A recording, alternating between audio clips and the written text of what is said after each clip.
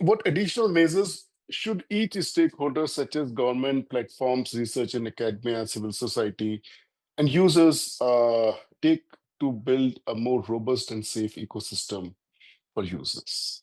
So I think we've covered a lot of it through our conversation, but just at a super high Yeah. level, I think first we need to, as a society, really understand where the blame lies for this kind of harm. It's not on the Mhm. victim for opening up and being in a trusted relationship where they've shared this content. It's on the perpetrator who's violated the trust. So don't Mhm. the victim, blame the person who's actually shared the content. Put the blame where the blame should lie. That's number Mhm. one. So, as a society, we should be more open to having victims come out, seek help, get help, and not feel like this is something which they cannot rise above and get ahead of. So that's, I Yeah. think, fundamental.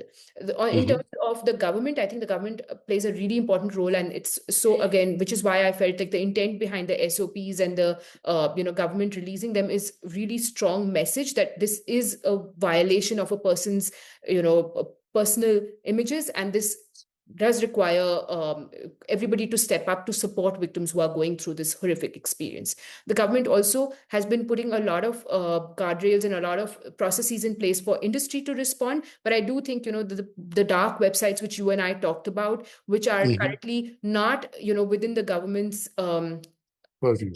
purview in some senses. I mean, everybody's, you're operating in India, you're within the government's purview, but they're not accessible right now by victims to True. get their content taken down. They should also focus on how do you get victims help and support in those black spots of the internet. The third piece of it is the intermediaries or the companies. We've talked about this, right from having policies in place to having reporting systems to using tech to get ahead of this harm to having support resources. They need to think about this as a 360-degree approach and make sure they're working with victim advocates to really hear how this harm is manifesting, how it's changing shape, to respond and to make sure that victims feel supported if they go through this harm piece of it. So I think that in a nutshell. Then I think the other piece of it, which we haven't talked about, and I was at an event last week where there was this really incredible group of social workers, people who are Mhm. working with survivors and victims on the front lines, helping them navigate these spaces, making sure they are Mhm. sourced and they exist. Because again, it's so intimidating for victims to go and register a case, FIR, Darjkana, how complicated it can I be. know. Yeah. So making sure that victims can actually get help and support and giving them the agency. Let's not take the agency away from victims. Let's give them, they are adults,